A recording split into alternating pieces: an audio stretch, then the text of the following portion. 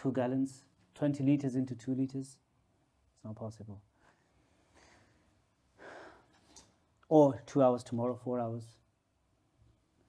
So I thought just a few pointers, just some things relating to marital relationships that just come to mind that we can, inshallah, discuss in this gathering today and hopefully tomorrow as well, inshallah ta'ala. May Allah reward all of you for taking your time out Saturday morning, mashallah. Today's Saturday morning, isn't it? I just forget what it is. So, our deen that Allah subhanahu wa ta'ala has given us through the Messenger Muhammad sallallahu alayhi wasallam has teachings and guidelines, as we know, in every aspect of life.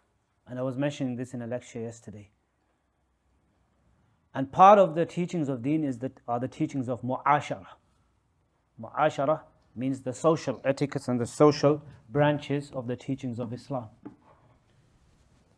Mu'ashara. And mu'ashara, the basis of mu'ashara is the relationship of marriage, marital relationship. A very, very important relationship. A very difficult one, but a very important relationship. I remember once I was teaching a course on marriage, and in the beginning we were talking about the fada'il and the virtues of marriage, that there's so much reward in getting married. And a brother in the Q&A, he stood up and he said, "Can I ask something?" I said, "Yes, go ahead." He said, "Normally when we hear in Islam all the things that give us so much reward, they're always difficult. Tahajjud, salah, fasting, 5-time prayers." And it's true, the hadith says, "Hujibat al-naru bil-shahawat, hujibat al-jannatu bil-makarih." Jannah is veiled with, makarih means difficult things, they're difficult. So in order to enter Jannah, you have to struggle, like in the world as well. Anything we want, we need to struggle. You want a healthy life, you have to eat healthy, diet, exercise. This is the sunnah of Allah. Allah could have done it the other way around if He wanted. Imagine if somebody said, healthy life means eat a lot of pizzas and burgers and chocolates and cream and cakes and biscuits and just laze around and you'll be so healthy. And to be absolutely unhealthy is, some avocados and eat, once in a day and, a lot of exercise, and that's unhealthy. It could have been like that. But that isn't how this world works, and that's not how the next world works. If you want something, you have to struggle. And people do struggle. In the dunya, people wake up 4 a.m. to go to the gym. 4 a.m. in the morning to go to the gym. They don't want to go. People go early in the morning. They drive far distant places for work. If given the choice, we just sleep and relax at home. If somebody was giving us that money anyway, we'd just stay at home. So people, for anything we want, we have to struggle. Is the door open here? No, at the back. Okay. No, I'm just finding some. To know. People say that you're from the UK, but I just feel very cold. I don't know why. It's okay. I think inshallah we'll get the warmth of the brothers soon, inshallah. So this is normally the case. حُجِبَتِ النَّارُ بِالشَّهَوَاتِ وَحُجِبَتِ الْجَنَّةُ بِالْمَكَارِهِ. Hellfire is veiled with apparently pleasurable things. So this brother said that all the things that take us to Jannah, all the fada'il and all the things of virtue and that give us a lot of reward, they're all apparently very, very difficult. But he said, one thing that I'm learning today is so amazing and pleasurable, yet it gives so much reward and it's a sunnah and there's so many virtues mentioned in the hadith of the Messenger sallallahu alaihi wasallam. I said to him, brother, are you married? He said, no. He said, when you get married, let's see if you ask the same question. Then you will say it's easy to pray 5 times a day. Tahajjud is easy. Fasting in Ramadan is easier than to maintain a prosperous marriage. And it's true. Ask the people. See, everyone's saying this, yes. All the married brothers are all saying this, alhamdulillah. Because we all experienced it. We have to realize this is not how, and this is why people, before getting married, they need to know this. Because before getting married, they think that they're Salman Khan and Shah Rukh Khan and they've got some Bollywood actress and they're going, we're going to all count stars every day. Me and you, we're just going to just sit in the grass all day, night, and just going to, until for the next 40 years, we're just going to count stars and look at the sky and just be all romantic. Of course there's romance, but it's not like what you think. When you get married, there's all sorts of things involved. You've got children and changing of nappies and then bills to pay, and you have to be ready and prepared for all of that before marriage. That's why somebody asked Sayyidina Ali radiallahu anhu about marriage. What did he say? Sururu shahrin. It's not supposed to be like this, but sururu shahrin, ghumumu dahrin, kusuru dahrin. First month of happiness, sururu shahrin, ghumumu dahrin, then a lifetime of misery. And then kusuru dahrin, then breaking of the back. And then in some narrations it's added nuzulu qabrin. Then you just go to your grave. The truth is somewhere in the middle here. He was saying it in a joking way, but the truth is somewhere here. It's not all just surur and hunky-dory and just all honeymoon all night and day, and it's not meant to be all misery as well. It's how and what we make of marriage. It needs nourishment, it needs support, it needs help. You have to constantly work at it. Like when we have a flower or something or plant that we try to grow, if you neglect it, the plant will die. You have to water it, and you have to nourish it, and you have to nurture it, and you have to look after it, and you have to maintain it, and you have to take care of it. Like anything, you buy a car, you have to maintain it. If you don't maintain it, if you neglect, and if you neglect anything, then marital relationship, family relationship will also suffer. So this marital relationship, which in today's day and age is really threatened. First of all, there are people who actually, because of this ghumumu dahrin and kusuru dahrin, maybe, there are so many people who actually don't even want to marry. In the UK, we have this. Lots of people, they don't want to marry. Why? Because what they want, they are getting it in a haram way. That's one reason. Number two, we have a lot of cultural issues where marriage has been made difficult by our culture and family and people around us. And the more we close the door of halal, the more the doors of haram open up. And this is why I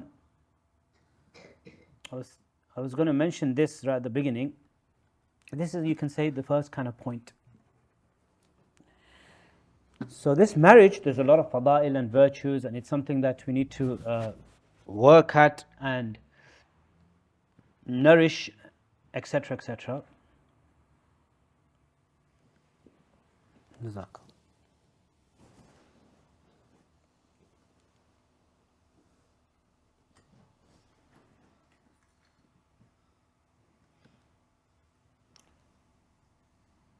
But this first point I want to really mention here is that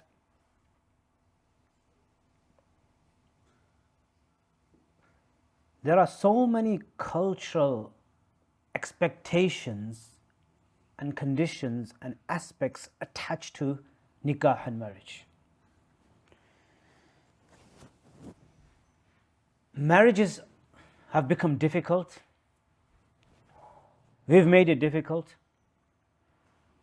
There are too many cultural conditions attached to it. And like I said, the more we close the door for halal, the doors of haram open up. And this is why we've got people who don't want to marry nowadays. People are finding it very, very difficult because there's too many expectations. Too many expectations. If you look at the time of the Messenger sallallahu alaihi wasallam and the Sahaba radiallahu anhum, marriage was so simple. They would marry just like, some basic thing they would do of life. Abdurrahman ibn Auf radiallahu anhu, he got married. After a few days, the Messenger sallallahu alaihi wasallam saw him and he saw some yellow kind of stain on his clothing. He said, "What is this?" He said, "Oh, this yellow stain, oh, this is some perfume. I got married last week and I applied some perfume."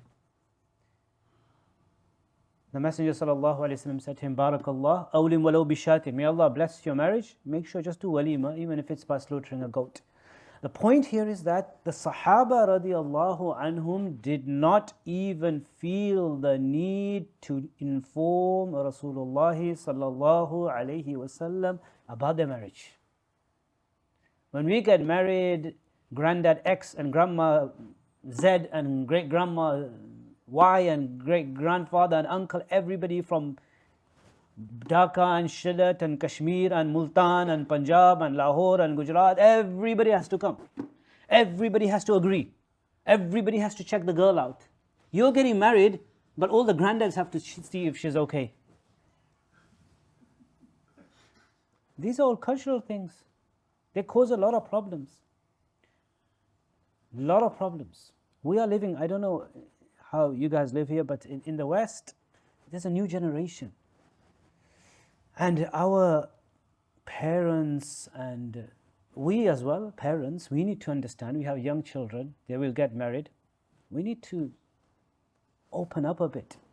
In this day and age, honestly, if they are ready and prepared to get married, that in itself is a ni'mah. If they are ready to get married to the opposite gender, is a ni'mah. It shouldn't be like that. There was one sheikh who said, in America, we were talking about it once. We were sat in a conference, and this famous sheikh. So he said that one of my sons came back from university or something like that. I mean, he was doing homeschooling, but I don't know. But so he said that I found out that he was texting a girl or something like that, or he was involved with a girl. He said, "Of course, I told him that it's not good to have a girlfriend, but on one hand, I thanked Allah that he's interested in girls." Sheikh Hamza Yusuf mentioned this once. He was mentioning it, we were talking once. So, this is a ni'mah, honestly. We can't put so much cultural, like, oh, the girl or the boy, you have to marry from my family, from, same village and same town and same alleyway and same street, and my brother's daughter and my sister's son, and, from the same khandan, and, it causes problems in this day and age, and I'm sure Maulana probably knows, and all the imams and scholars and everybody knows how many young people come to us. How many? I myself, over the last 15-20 years, must have received queries in this regard of forced marriages and secret marriages, and hundreds, thousands maybe. So, number one, we need to relax a bit. Cultural expectations, cultural conditions, things that we attach from a cultural perspective, we need to make sure that we are not too obsessed with that. Alhamdulillah, if there's certain things, if we can do, like, fine, but if they want to marry, maybe sometimes outside the culture, or take it easy. I remember many, many years ago, again, there's the same kind of conference in Canada. Long time ago, I think. And I gave it, the topic, it was all family issues. My topic was this, helping and children get married, or not forced marriage. There shouldn't be no force. Of course, forced marriages, there's no forced marriage in Islam. It's totally haram. There's numerous hadiths. There's no forced marriages. There's no place for forced marriages. Arranged marriages, it's okay, permissible. Or we like to call it assisted marriages. Arranged, assisting, helped marriages, that's fine. But forced marriages are totally haram. So, after the program, a young brother came and he said, for the past year, I've been trying to speak to my father that I want to get married to this girl, but he's having none of it. Alhamdulillah, we both came to this conference and we were hearing the talk, and after you finished your talk, as soon as you finished, my father put his hand on my knee and he said, okay, you can get married to the girl you want to get married. This was about 2010 or something, long time ago. And then he said to me, he said, look, so we've decided, she's also here at this conference, and we've decided we're going to get married at the conference. And then he said, we've also decided that we want you to do the nikah as well. But then I had to go. I was a bit busy, so I said, Alhamdulillah, I'm really happy, but I said, I can't do the nikah. Maybe so many other scholars here. Maybe tell one of them, inshallah. So he must have got married after that. So try to make easy. Marriage is easy. Mahr is a massive issue.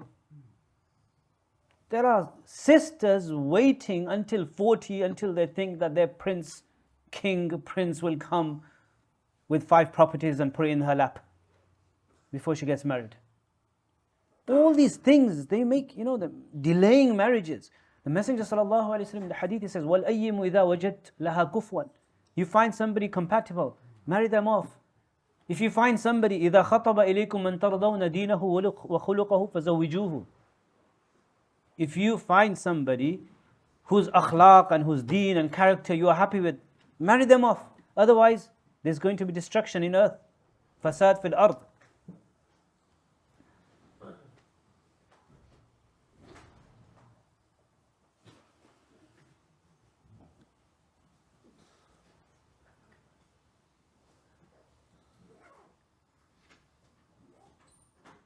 So,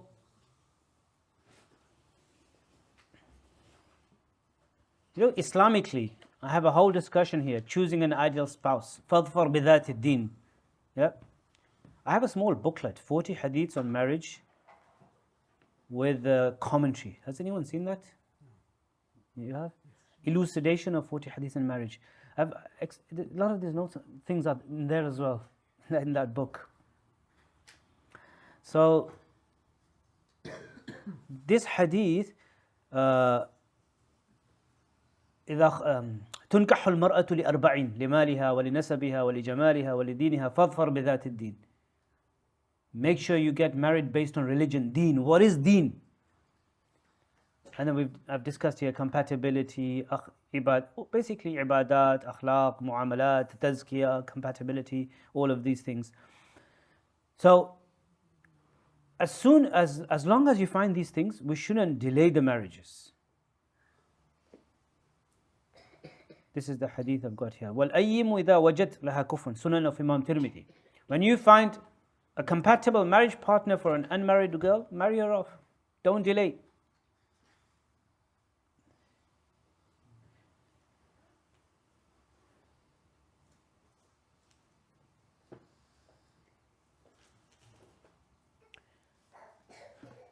The second point, connected to this, is to make marriages itself simple and easy. Make it simple. Look, in Islam, there's nothing wrong in spending money on marriages. There is a hadith where the Messenger sallallahu alaihi wasallam, he said, أَعْظَمُ النِّكَاهِ بَرَكَةً أَيْسَرُهُ مُؤْنَةً. The most barakah in a marriage is where you spend the least. But it's not necessarily, if someone's got, it's relative. If someone has this much and they're spending this much, someone has this much and they're spending all of it. Do you understand what I'm trying to say? If someone has $5,000 and they spend $5,000 for their marriage, someone has $50,000 and they've spent $5,000. Who's spending more? Someone has $50,000 and they're spending $10,000. Somebody has $5,000 and he's spending $10,000. He's taking $5,000 loans. This is why we need to understand this hadith as well.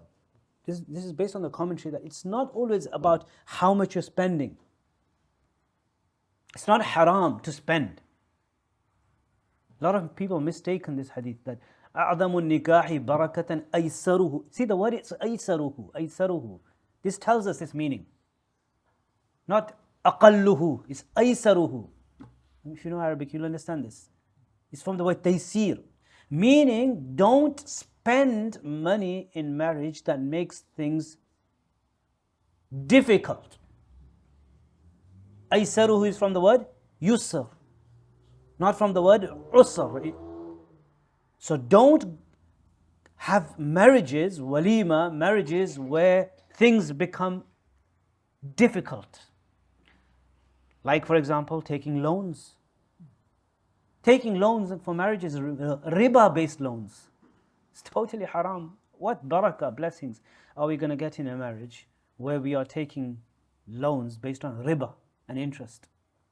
Never take loans. I mean, generally, forget marriage or no marriage, it's not haram, but generally, it's not a good idea to take loans. This capitalist system that we live in, just everything around us is based on credit cards. I didn't have a credit card until very, very recently, never in my life. But then I needed it for something because I couldn't buy something and it was a credit card and just used it. But I never pay with credit cards, never. Pay as you go, life. You live today, you live for today, you pay as you go. Tomorrow, we'll see. Never take loans if you don't need to. This is why the Messenger ﷺ used to make dua. You know the dua, Allahumma inni a'udhu bika min ghalabati dayn. Gives depression and anxiety and stress. As least loans as possible. Least loan. Sometimes it's needed, then okay. But so marriages, make them easy, simple. No showing off. Like I always say that, people like to have big marriages. No one's going to write a massive book about our marriages. Nobody. They will come out from the walima, do a large burp, and complain about how much salt was in your food. And you've been stressing for 2 months for your walima. People, they'll just come, they'll eat, and they'll go away, and no one's going home and straight away from our walima and Bismillah. Okay, now let's write a book, the great walima of brother such and such, and the amazing marriage, and and then on Amazon there's going to be a book about your wedding. No. Nobody's good. Nobody cares in this world. So therefore, about image and about how big my marriage is and how all of these things, just keep it simple. Walima simple, whatever easily afford. Alhamdulillah, just invite people for the sake of Allah with ikhlas, with sincerity. Walima is a sunnah, you receive a reward. Feed people for the sake of Allah. I once said in a course that there are people who are, dying out of hunger and thirst in Somalia, in Sudan, and places like that. Maybe feed people down there. And I remember once a brother in a course, one of the courses, he said, okay, inshallah, when I get married, I've made an intention in this course that's what I'm going to do. And I forgot about it. And then I remember maybe a couple of years later, the brother emailed me. Or he called, I think he called me. And he said, I don't know if you remember, but in one of the courses, you mentioned this. And I said in the course that I've made this intention. Inshallah, this weekend's my marriage. And I've sent the money through a charity. And 2 villages I'm feeding in Somalia. Imagine feeding 2 villages a whole meal. They will appreciate your food. They will say, Alhamdulillah, Jazakallah. They'll make a dua. And people around us, all these people who we try to show off, I don't know if they even make dua for us. Inshallah they will. But the more someone appreciates, the greater the dua comes from the heart. You should always remember that as well. That's why some of our mashayikh, they say that, in Ramadan, iftar time, drink as cold water as cold as possible. The more cold you drink, and when your throat is dry and it's summer, the Alhamdulillah will come out like deep from the heart. You'll appreciate it. That's why we say ذهب الظمأ وابتلت العروق. First you say Allahumma laka sumtu wa bika amantu. Is my sound coming properly? Allahumma laka sumtu wa bika amantu wa alayka tawakkaltu wa ala rizqika aftar. And then drink the water. ذهب الظمأ وابتلت العروق. The veins are nice, moist. Alhamdulillah. So, spending money. I've written in that 40 hadith of the book that, people stress leading up to the marriage, this and this wedding hall and that wedding hall, and who's going to be my right hand and best man and best woman and this and that. And Just leave it, just simple. Bismillah. Just like the Sahaba, honestly. Just simple. Just get married. You don't even need money to get married. I'm quite radical in this, so please excuse me, but I'm radical. I think you have $1, you can get married. Yes. I remember back in the day when I got married, I just took a 50p coin and put it. I said, I've got this much. You want to marry? This is what I've got. I've mentioned this one or twice, but not many times because it's too radical. That's it. Like, have nothing. We'll see. We'll see after that. I mean, you live, pay as you go. Today I've got 50p. Tomorrow we'll see. I'll get some money for tomorrow. Don't worry, you won't stay hungry. You're not going to die out of thirst and hunger. You're not going to sleep on the street on the road. And that's why the fuqaha say anyone who has enough to give mahar, and besides the mahar, you've got enough for first 1 month nafaqah, that's enough. In the Hanafi fiqh, specifically this is mentioned. Anyone who's able to pay basic minimum mahar. A minimum mahar is what, about how much in dollars here? $50. That's minimum. Okay, we can do sunnah mahar, mahar Fatimi, and there's another one, mahar azwaj an-nabi sallallahu alaihi wasallam. They're similar. The mahar that the Messenger sallallahu alaihi wasallam gave to his wives, or the mahar that Sayyidina Ali radiallahu anhu gave to Sayyidina Fatima radiallahu anha. It's very similar. That's sunnah, that's good. If we can afford it, then we should try to do that. But then, if somebody can't afford that, then there's minimum mahar, and anyone who is able to provide nafaqah, food, accommodation, shelter, clothing for 1 month qualifies to get married. That's it. There's no other conditions after that. You don't have to have a property, you don't have to have a car. I remember once when I was studying in Syria, this brother, there's a Palestinian who's a friend of mine, he used to study with me. He wanted to get married. And he kept on telling me that, I wasn't married then as well, but he kept on telling me, he said, are there any, in England, maybe he wanted to come to England, I don't know, but he said, are there any sisters or anybody, you could find me somebody, get married from England? I said, why don't you he used to live in Syria. I said, why don't you get married here? He said, it's too difficult, because nobody is going to give me a daughter until I don't have 3 keys. Key to the house, key to a car, and key to a business. I need 3 mafatih. I still remember. This is back in the day, 20 years ago, he used to tell me. He said, no one's going to give me a daughter, especially in the Arab world. In the Arab world, it's very difficult. Arab sisters are waiting there until 42 years old. How can you wait till that long? How can you wait till 30? How can you wait till 30? I think those people who are waiting till that, and they are protecting themselves, they must be the awliya of Allah. It's honestly basic human need that affects human beings when they're 18, 19. That's when that need. How are you going to do sabr from 18, 19? I don't know how people can do sabr. From 17, 18 onwards. I have an opinion. If my son's only 14 right now, but if he's like 18, 19, wants to get married, bismillah, 18, get married. Non-Muslims, they have girlfriends at the age of 17, 18. Everyone's got girlfriends nowadays. In Islam, it's haram. Parents know, they don't allow them to get married, but they are okay with a girlfriend. It's haram. Zina is haram.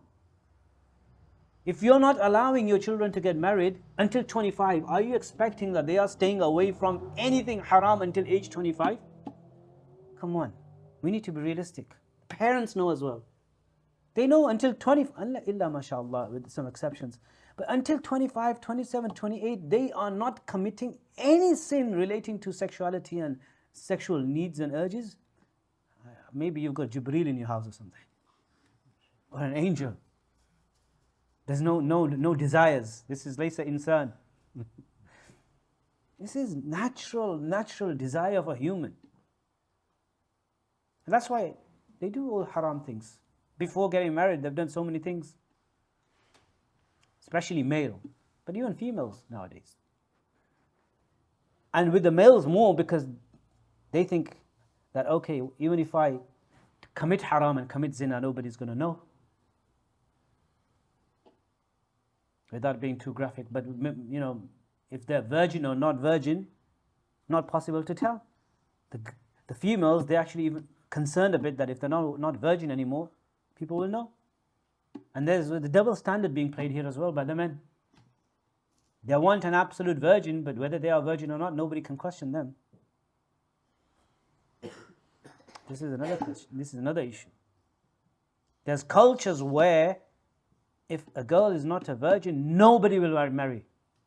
Nobody. In the Arab world, for example, I know in the Arab world it's impossible. Whether it's in the Gulf countries, whether it's Palestine, Jordan, Syria, generally in the Arab world, if before marriage, if a girl's no longer a virgin, that's it. It's very difficult. Nobody will get married. They'll actually divorce if they didn't know and they found out, next day talaq. And it happens maybe in some of the subcontinent cultures as well. That in itself is wrong. But the point I'm saying here is that to protect ourselves, some people want to stay away. Look, we're not talking about those people who are far away from the deen. They don't even want to stay away from sins. We're talking about those so-called religious families who want to protect themselves, their children, from haram, from bad relationships, from zina, from other things. And that's another topic on its own. Other things related to zina. There are a lot of things, and you know what I'm talking about. All those sins related to the sexual nature of the human. All these sins which are related. We all want to protect ourselves because it has a direct impact on our iman. Direct impact. One of the reasons we get married is what? Chastity. There are objectives of marriage. One of the reasons is chastity. So we want to preserve ourselves and our children. Practicing people. I'm talking about practicing people. So for the practicing people, why are we making marriages difficult? That's my point. We don't want to commit sins. We don't want our children to commit sins. It's not that the parents want them to commit sins. So then we need to take means of making sure that those things don't happen. It's not going to, on one hand, we make nikah, marriage, so difficult, mahr is like extortionate, marriage has to be super like expensive, and every grandma and granddad from every corner of the world has to agree, and everyone has to come, and this has to be right, and this has to be done, and you must finish Korea, and you must have, not finish Korea, you must graduate and everything. Like you must finish your studies and you must get a property. It's okay. You'll get a property later. Maybe just stay in a rented place for a bit. Why are you worried? Like, you have to get a property. You have to have this. You have to have that. Honestly, this causes massive problems. We want to save ourselves from sins. We want a life of chastity, of iffah, of, purity. We want our iman preserved. But on the other hand, we are not taking the means. We're actually facilitating the opposite. It's like we want this, but we're doing this. So, therefore, I think in our communities, we really need to ensure anything, this is the general first point, anything that makes marriages difficult in this day and age, we need to try to work towards sorting that out. Whether it's culturally forcing young children to marry other than their wishes, forced marriages, arranged marriages in a way that we are insisting.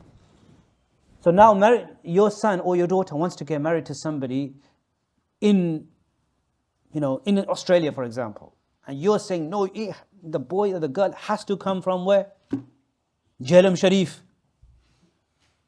Because there's special, barakah and spirituality attached to those lands. Or you're worried about the culture, or because you're worried about your own food. I want a daughter-in-law who'll cook me food. Because in our culture, they get married to the family more than they get married to each other. First, they get married to, the great-granddad. Because the khidmah has to all... I'm not saying we shouldn't do that, but khidmah is there. But we have to remember, first and foremost, it's these two. Are they compatible? Are they happy? And then the extended family. Then inshallah, generally, if they're happy, then everybody else will be happy. So my point is basically that trying to deal with anything that delays marriages, makes marriages difficult, whether it's cultural expectations, conditions, financial things, making marriages not simple, or any of this, trying to make marriages easy. That's one point I thought would be good for us to take on board. I've got a discussion here about simplicity of marriage. Look at this. Marriage negotiations can be initiated or marriage can be proposed by either of the two parties. Again, a cultural thing. The girl side can't propose. Can't propose. Why? Why? Who said it's haram? There's so many things people avoid because they just feel embarrassed. Well, they say in Urdu, naak kat jayegi. Have you heard of that statement? Like, what does that mean? Someone's going to chop your nose off. Like, why? What is all these things? So, a lot of the things of culture, I have no clue, to be honest. One thing, alhamdulillah, that happened to me, I don't know if alhamdulillah, because I left home at a very young age to study and just went to different parts of the world. So my mother then used to make this comment, she still, that you have no culture in you. Your culture's completely gone. I said, yeah, alhamdulillah, that's why there's no culture. And it helped in my studies. So you can, practice the deen without the lenses of culture. I'm not saying culture is bad. Culture is good or bad. It could be any. Basically, it's not good or it's not bad. It's just culture. Culture is not Islam. Islam is not culture. Culture is something else. It's not bad or it's not good. Yes, aspects of culture which go against Islam, that's bad culture. Aspects of culture which doesn't go against Islam, then that's culture. And aspects of culture which supports what Islam is saying, that's good culture. If there is in your culture that people wake up and perform salah, tahajjud, if that's in the culture, in some cultural, practices, people cover, women cover, they wear scarves, they do it culturally. In Afghanistan, a lot of it's culture. So that's aspects of culture which is in accordance with Islam. So that's good culture. In some culture, they eat what? Certain types of food. That's neither good or that's neither bad. That's just culture. And there's aspects of culture which is bad, like for example what? Which goes against the teachings of Islam. Any example for that? Sister's inheritance. Yeah, you could say that. They don't give inheritance to their daughters. The sons take away. Forget 2-1. They take everything. They deprive the females of inheritance. That's a cultural thing, but that's bad culture. So if someone asks, is culture something good or bad? There's 3 types of culture. Good culture, bad culture, or in the middle. Not good, not bad. So there is nothing wrong with a daughter suggesting a suitable and a righteous person to the parents. Imagine your daughter comes to you, say, Dad, there's some such and such, maybe I want to get married to him. Astaghfirullah. Sharam, karo. How can you even say you want to get married? Do you have haya or not?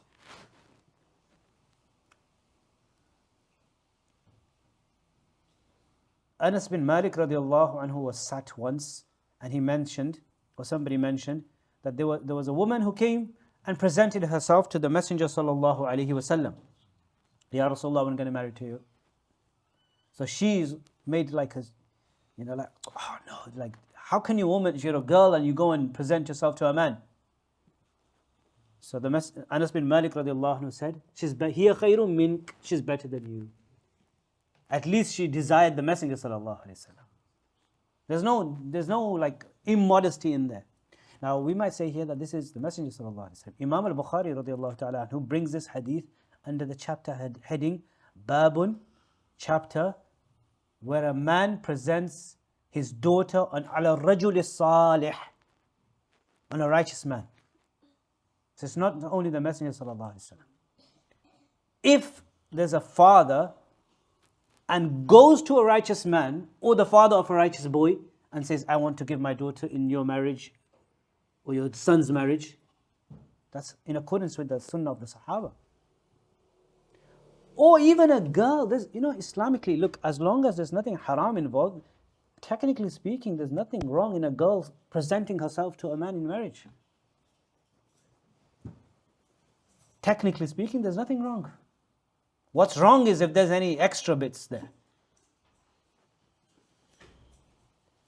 If someone, has certainty that they will not get involved in anything haram, and they go and no problem.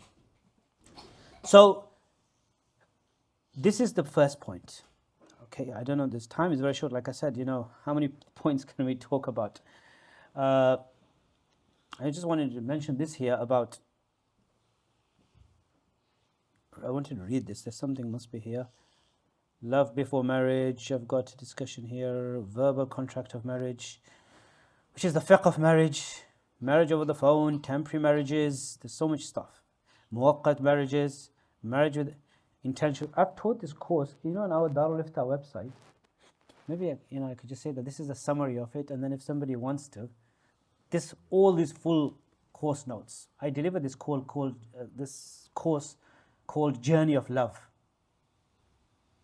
I think it's about 20 hours or 15, did we see yesterday? 15, 16 hours, yeah. So, over 2 days. And I taught it all of this in a lot of depth and detail. It's online. But then afterwards, after the course finishes, it becomes like an on-demand course. So if somebody wants to, whenever, anytime, according to the time, go register in your own time, you get all this. I don't know how it works because the admin brother who deals with it, I don't really know how it works, but there's something called Google Classroom. You probably know how it works. And what happens, you get course. Do you get the course notes, or you just read it? You can't download them. You can download the PDF, yes. And it becomes your PDF. Yeah, and you can share it with others as well. Yes. Okay, I didn't know that. Same as the YouTube videos. Same as YouTube videos, yeah. Okay. Khair, so anyway, and then all the videos come, and then you can just in your own time. So this is a very detailed course that I've got. So this is like a summary of it. Now look at this.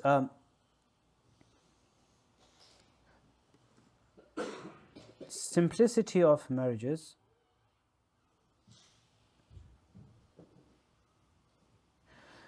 The simpler the walima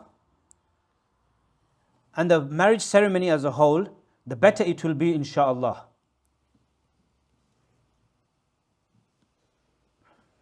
Where is it gone?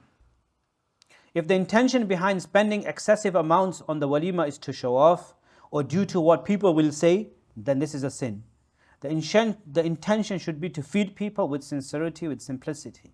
If a person feeds people with the simplest of meals, but it is from the heart, then that is far better than feeding them quality food where the intention is not so sincere.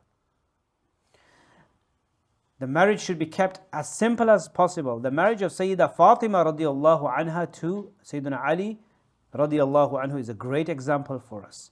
There is no need to include the various trends such as crowning the tiara, having a best man, stag and hen nights, extravagant spending. In a time when others don't even have enough to eat, spending extravagantly is a crime. And then I put this hadith. Some of the walima, once the Messenger sallallahu alaihi wasallam, one of his marriages, he said, whoever's got whatever, bring and let's eat. فَكَانَتْ وَلِيمَتُهُ sallallahu alaihi wasallam. So I said somebody should act upon this. What is it called? Just Potluck. Potluck. Yeah, everyone just bring. Yeah. Does anybody want to act upon this? I've mentioned this in some courses, that brother who said that inshallah I'll feed people in charities. I want somebody to take this on. This is the sunnah, one of the marriages of the Prophet sallallahu alaihi wasallam. Let's see how many people come. You bring bread, bring drinks, bring water, bring meat, bring whatever, just bring. Everyone bring whatever, inshallah, and let's sit together. That's walima. No problem. Simple wedding. There was one walima, فَمَا كَانَ فِيهِ مِنْ, there was no meat or nothing. I've got that hadith in that 40 hadith collection. So anyway, another point is to do with, look, if I tell you in this, the things we've got, just quickly, if I mention it to you, the things that we've discussed, so you understand how detailed this is.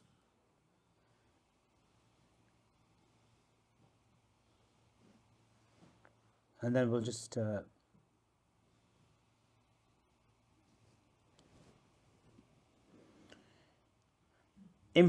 definition of marriage. So we talk about the definition of marriage quite detailed. What's linguistically, technically. Let me give you an overview of this. Technically, so this is a contract. What is marriage? Then we talk about the importance and the merits of marriage, go through certain hadith and certain verses of the Quran. Then we've got 5 maqasid, objectives of marriage. Why do you marry for? Before marriage, why does a person marry? What kind of maqasid and intentions they need to keep? Then the Sharia ruling on marriage. Is it fard to get married? Is it wajib? For whom is it wajib? In quite detail I explain this. Sunnah mu'akkada, and then makruh sometimes haram to get married. Then choosing an ideal spouse. This is a long discussion, and we talked briefly about this, تنكح المرأة لأربعين and all of this.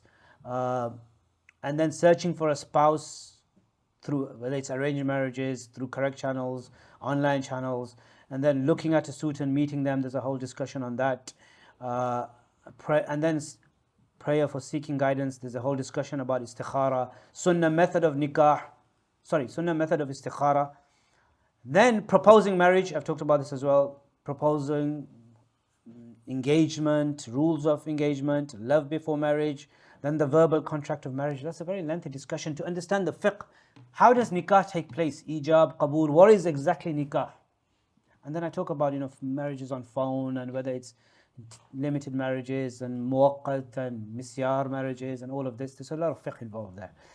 Marriage by agency, marriage over the phone, temporary marriages, time limited marriages, marriage with the intention of divorce.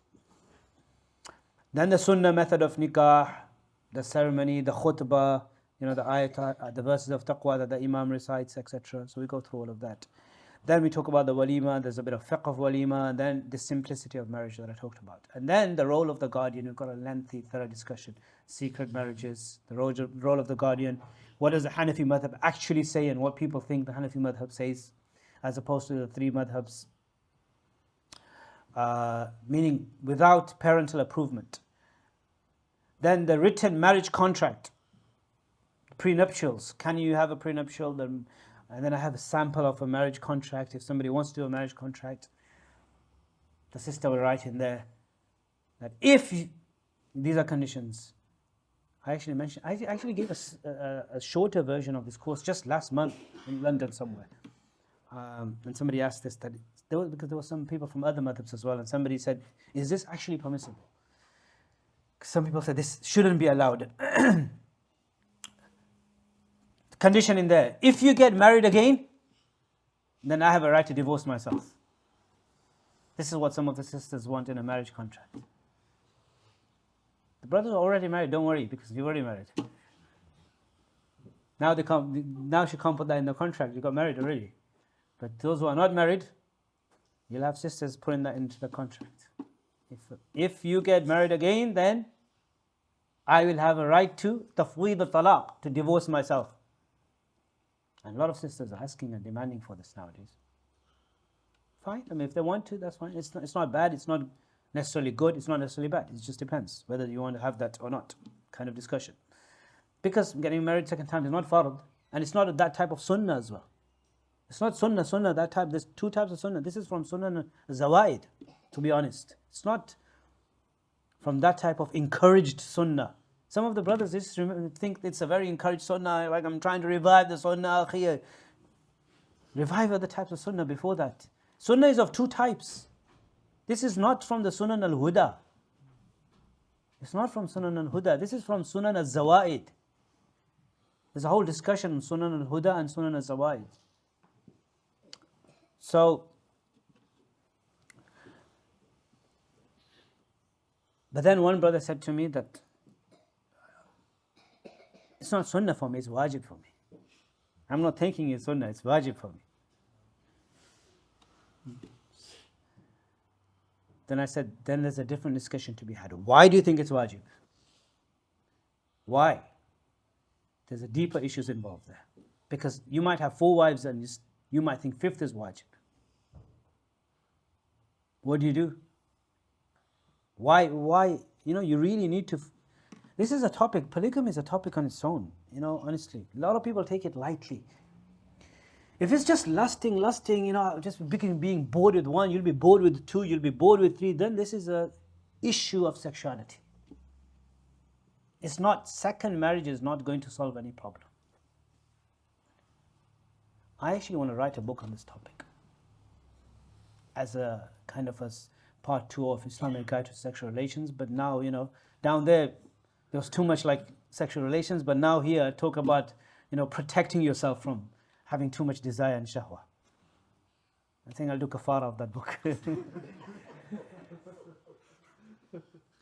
Alhamdulillah, a lot of people have that book and they've read it. Alhamdulillah, it's in a marriage, but I think I just want to balance a bit and do a kafara.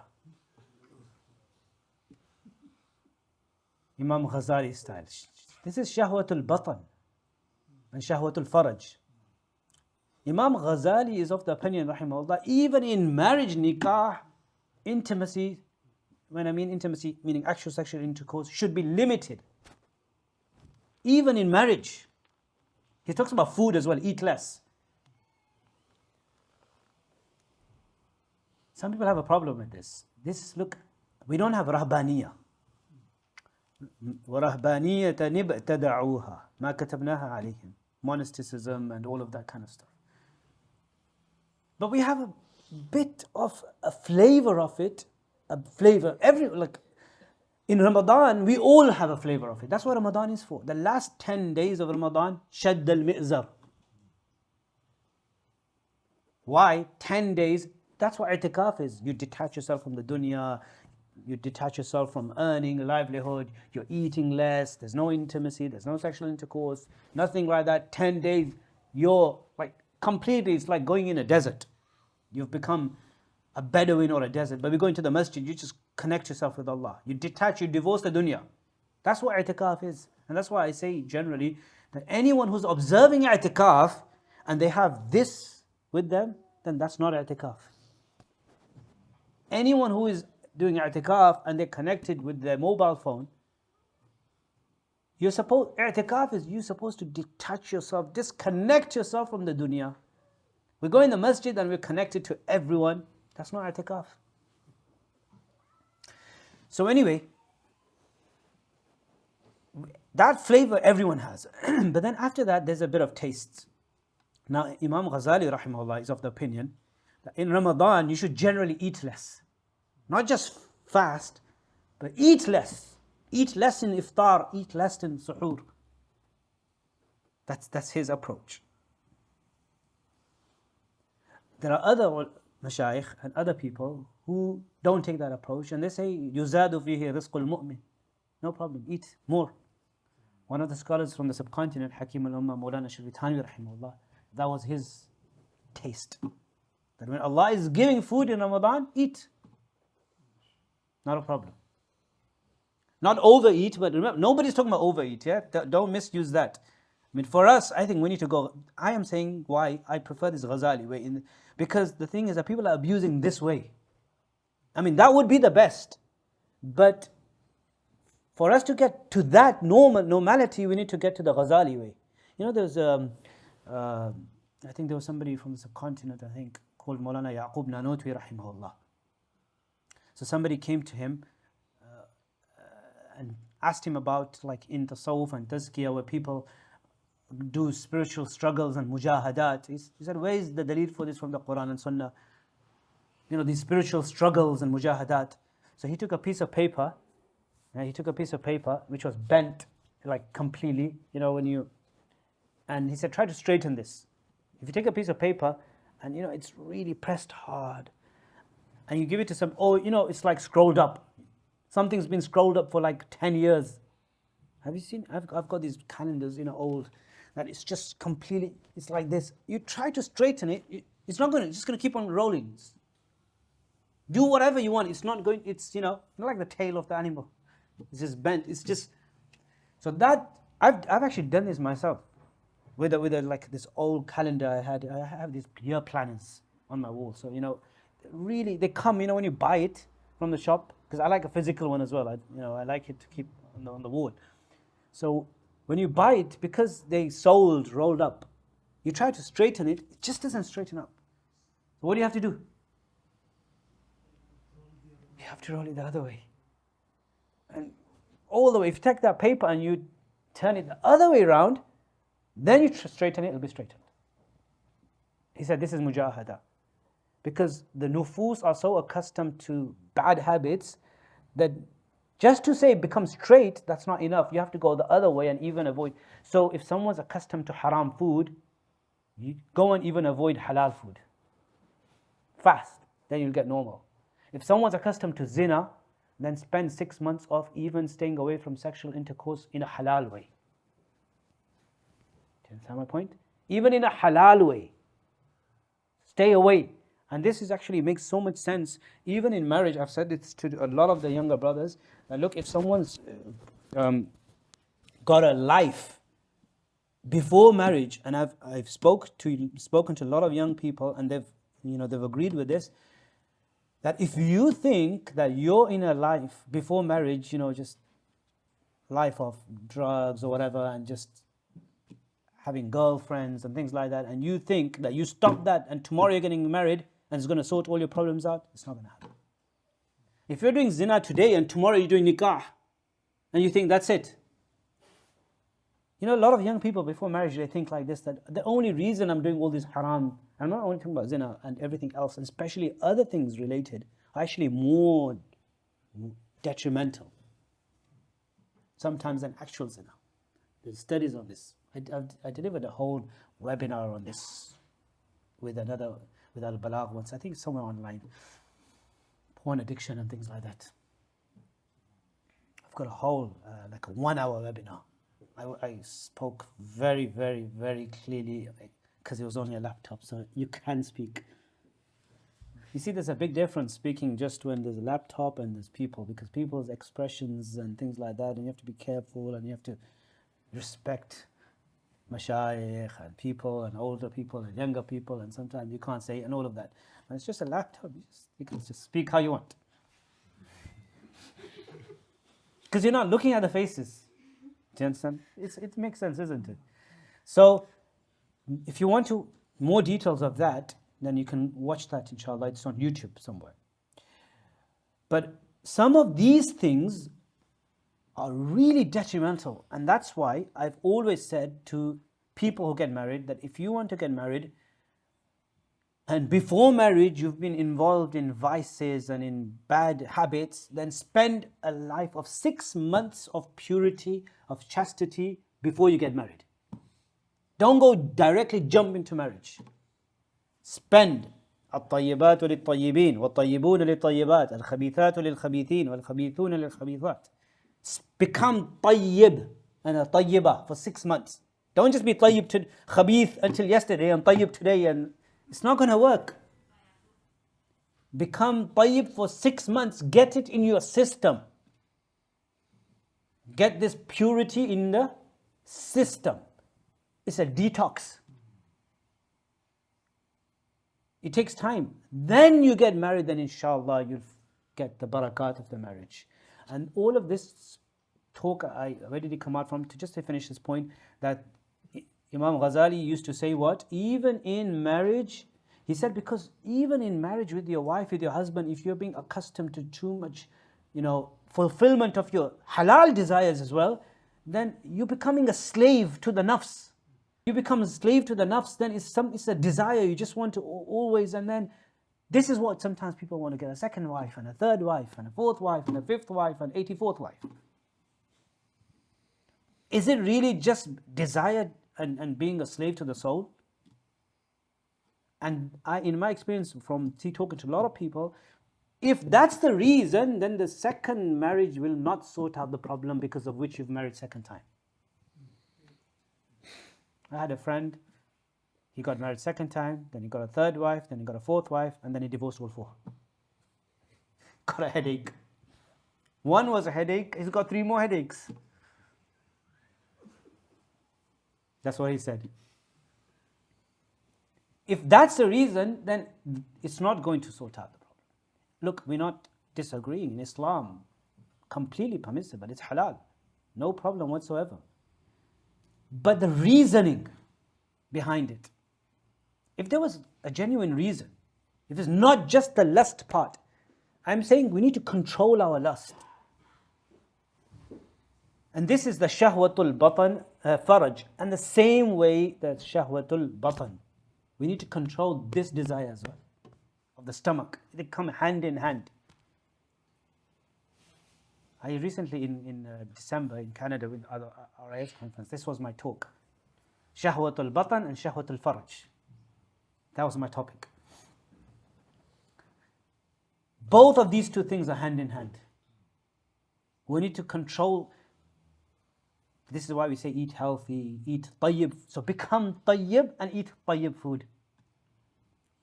At-tayyibatu lit-tayyibin. So this is about chastity of sexuality, tayyib, and kulu mimma fil ardi halalan tayyiba. That's just come to my mind right now. You become tayyib, we become tayyib ourselves. And that's talking about marriage, tayyib lit-tayyibin, tayyibin for tayyibat, tayyib and tayyiba. Purity. And for food, Allah has said in 2-3 places, Kulu mimma fil ardi, eat halal and eat tayyib.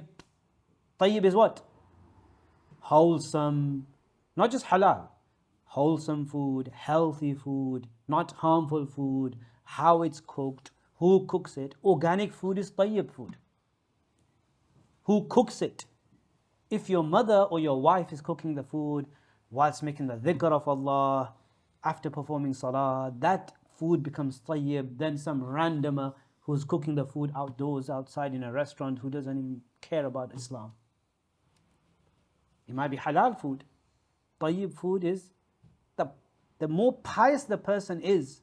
So from the beginning, to even before slaughter, how the animal is looked after, it all starts from there. Organic chicken, for example. If you've got chicken outside, before slaughter, and they just eat anything and everything, they call them in the books of fiqh. Yeah, mukhallat, or there's another one, they just wander around. Jallala. Yeah, in the books of fiqh. They just wander around, eat anything and everything, filthy things. Now it's halal to slaughter them, because that's not a condition. But the tayyib food is beforehand, you look after, you maintain the animal, what, you feed it good things, and then you slaughter it, or it gets slaughtered. So the whole process from the beginning till the end, that's called tayyib food. Kulu mimma fil ardi halalan tayyiba. Inna Allah tayyibun. Allah is tayyib.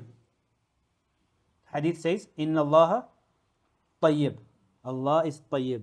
La yaqbalu illa tayyiba. He doesn't accept that which is tayyib. He doesn't accept that which is tayyib. He only accepts tayyib. La yaqbalu illa tayyib. وإنما أمر المؤمنين بما أمر به إنما أمر المؤمنين بما أمر به المرسلين. Allah commanded the believers and the messengers the same command. He gave the same command. And then the Messenger ﷺ recited 2 verses. For the messengers he said, Ya ayyuha rusul, kulu mimma fil ardi halalan tayyiba. For the believers he said, Ya ayyuha alladhina amanu, kulu min tayyibati ma razaqnakum. Or 2 verses, it's a hadith. And then the Messenger ﷺ said, ثم ذكر الرجل أشعث أغبر يمد يديه إلى السماء يا ربي يا ربي. He mentioned a man who was Ash'ath Aghbar. He had all the reasons for his dua to be accepted. Disheveled clothing, Ash'ath Aghbar. Musafir, traveler, Yamuddu yadayhi ila sama. He's raising his hands towards the heavens. Ya Rabbi, Ya Rabbi. He's saying Ya Rabbi, Ya Rabbi. But وَمَطْعَمُهُ حَرَامٌ وَمَشْرَبُهُ حَرَامٌ وَمَلْبَسُهُ حَرَامٌ وَغُذِيَ بِالْحَرَامِ فَأَنَّى يُسْتَجَابُ لِذَلِكَ. His food is unlawful, his drink is unlawful, he is nourished on unlawful. How will his dua be accepted? His clothing is unlawful. How will his dua be accepted? Dua will not be accepted. The more tayyib food there is, the more our dua accepted. And also another thing, the more tayyib food, I know it's marriage and I've gone to food, but it's all related, to be honest. Islam comes in a package. It comes in a full package. You can't just pick. I'm giving an example, but I'm just picking now from this package. The whole package comes together. So what we eat at home and what we make our children eat, what we feed them, has an impact as well. No, it's okay. What we feed our children. You are what you eat. One of the really important things with our tarbiyah of our children, and I'll probably mention this in the talk this evening, because I'm going to talk about children, is this: what we feed them. Also part of tarbiyah is the food we give them. Really important, to nourish them and how they have upbringing. Food plays a massive role. That's why the early scholars, when they were writing about breastfeeding, the mother who's breastfeeding, and there's examples where young children who had memorized portions of the Quran and became spiritual, etc. And the reasons, you might not know some stories, because the mother used to read certain portions of the Quran while she was pregnant or while she was breastfeeding. One of the scholars of the subcontinent, Shaykh al-Hadith Maulana Zakaria rahimahullah, if you read in his autobiography, he talks about this. You read it, that he knew some portions of the Quran and how much? First juz or a quarter of the first juz or something like that, because his mother used to daily recite. Food has a massive impact as well. If the mother is cooking, that's why try to reduce outside food. Junk food, that's why it's called junk. Because it's junk. That's definitely junk. But even if it's a restaurant and it's not junk, then reduce it. Sometimes we need to. But this, you have to go. The wife said, you have to take me out. Say, no. We'll eat at home. Or let's cook together and let's go in the garden and eat. Or let's go on the countryside and let's make it down there and let's eat here. If you want to really go out, but don't go in restaurants. Why do you want to go in a restaurant? Why do you want to eat the food cooked by someone else who probably swore whilst they were cooking the food? Or was listening to music? Tayyib food is when someone's cooking and listening to the book of Allah subhanahu wa ta'ala. Quran. That's tayyib. And this is what this ayah is telling. Kulu mimma fil ardi halalan. That's the first step. But next step should be tayyib. This famous story of Imam Shafi'i and Imam Ahmad. I don't have time to go into it, but Imam Ahmad visited Imam Shafi'i. And in the morning when he woke up, he didn't sleep all night. And his daughter had complained that it looks like that you talk about your student, this such and such, and is this amazing, and that amazing. I put wudu, in his room, a jug of water, and it just looked like he didn't even went to Fajr without wudu. So Imam Shafi asked, he said, what did he say? He said, the barakat of the food that I ate last night, cooked by who? The same Imam Shafi'i's daughter. Because of the blessings of that food, number one, all night I had some special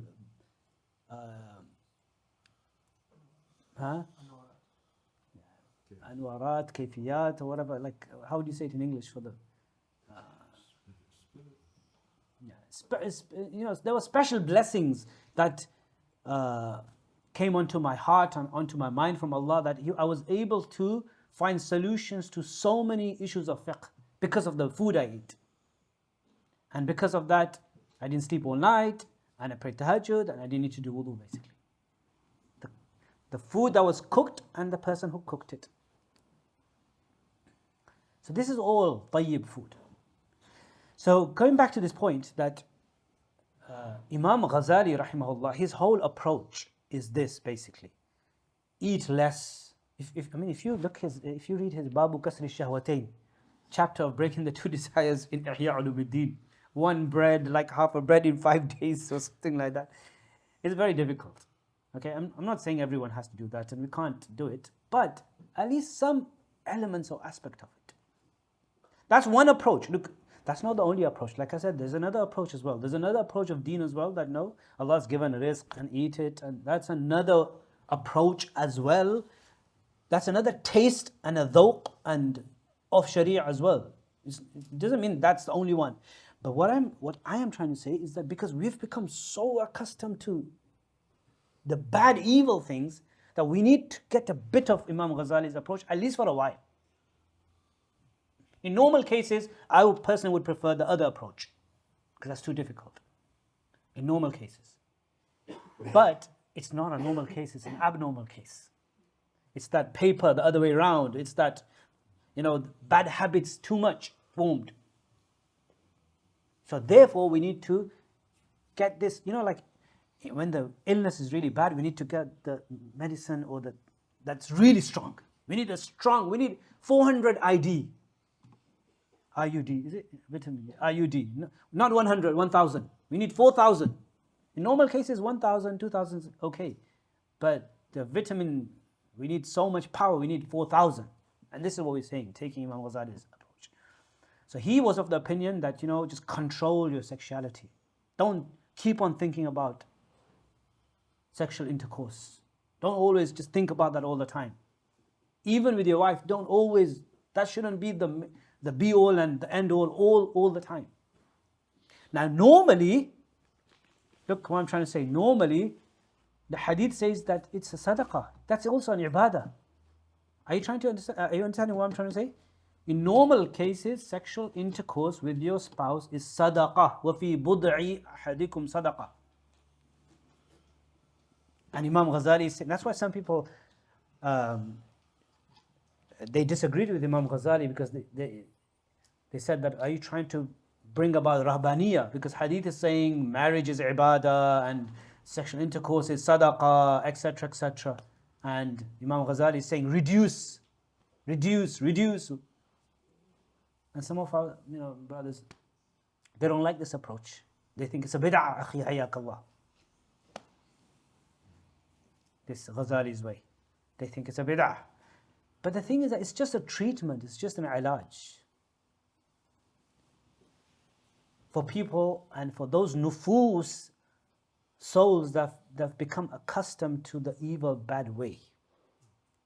And that's why I said that inshallah, maybe hopefully I'll write a book. That won't be red, that'll be another color.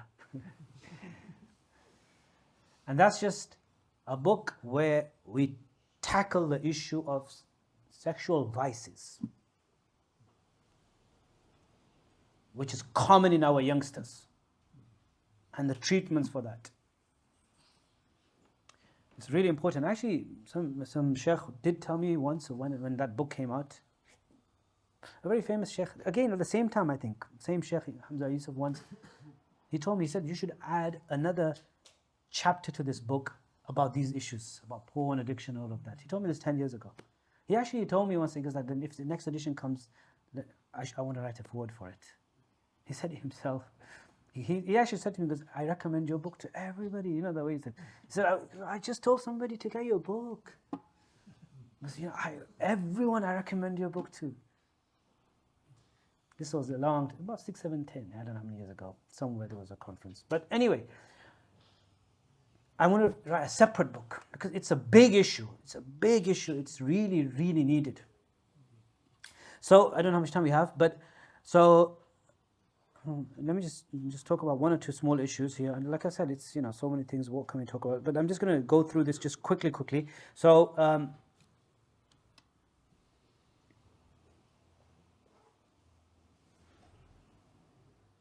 what was I just saying? How did I come to this point? Prenuptials, yeah. I was saying that prenuptials, this whole discussion came about because the wife might put a condition that if you get a second wife, then I will divorce myself. And then I talked about just this issue that, look, the second marriage, if it's for just sexual reasons, then it's not going to sort anything out. But sometimes there is a genuine need. And that's when those who then disagree, then they are in the wrong. then it's just culturally you're denying something which is established in the Sunnah, and to the point that some ulama have, I think Mufti Shafi rahimahullah has written this in his Ma'arif al-Quran, that if someone opposes the concept of polygamy, then that أخاف عليه الكفر, there's a fear of kufr, because it's clearly mentioned in the Quran. فَانْكِحُوا مَا طَابَ لَكُم مِّنَ النِّسَاءِ مَثْنَى وَثُلَاثَ وَرُبَاعَ. And there's lots of wisdom behind it. There's a lot of wisdom. That's, the real concept of polygamy is like, there's a elderly woman, or there's somebody who's been divorced, or somebody's, has young children and nobody to look after them, and nobody wants to do that. That's where this is where Islam is aligned. That okay, you're taking on a second wife because financially you can support. Your intention is to look after us. Your intention is khidmah. This is what it is. And in some cases, there might be genuine needs. Someone's first wife, for example, is genuinely medically ill, etc. There's certain issues involved, disabilities, etc. Then those kind of cases, Islam and Sharia allows it. So anyway, so this was I was talking about. These this is what we talk here. We don't this whole prenuptial agreement conditions. I normally say that if you want to do a prenuptial, instead of that, put conditions like this: that we shall both offer 5-time prayers. If you don't offer 5-time prayers, I have a right to divorce myself. Put that down. I've got like a sample, and I've put. I will be punctual in my obligatory prayers. That's the first thing. And I will be punctual with all my fara'id. Then I will not abuse you physically and verbally, and I will not command my wife to break any established laws of Sharia. I will not, whatever, other things. And then some people will say, I will not take on a second wife, and any other conditions, and it's signed, and then you say that if I do any of this, then my wife has a right to divorce herself. But it's dangerous. Don't do that generally. I'll just say this. There's a hikmah reason why Allah gave the right of divorce to the man.